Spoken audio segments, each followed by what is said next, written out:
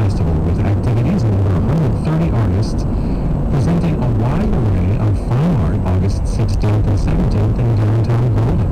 Learn more at visitgolden.com.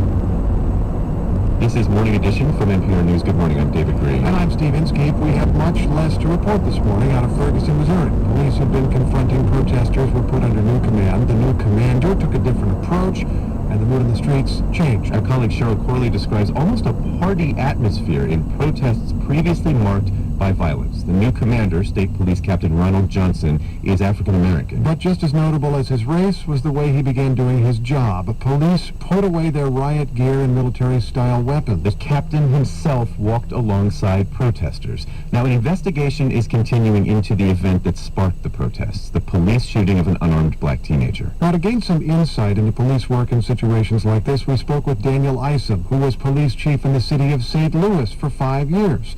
We asked if he faced anything like the protests in Ferguson. We had the Occupy protest in St. Louis, and there is a fine balance between keeping the peace and allowing people to exercise their First Amendment right to free speech and protest. And so we met with some of the leaders of the group and were able to come to an agreement with very little force. Now, we did have arrest in our case. Everyone wasn't pleased with everything that was done, but we didn't have any acts of violence. We were in a reasonable way able to allow people to protest and get both of our goals accomplished.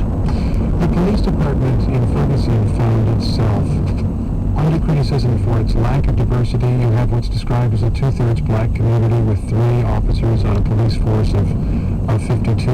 What have you thought of the police department's efforts to answer those criticisms under fire? Well, I'm not privy to the work that they've done to try to make their police department more diverse, but what I can say is that I do believe in law enforcement diversity is important. I don't know that simply having a more diverse police department would have resolved this issue, because there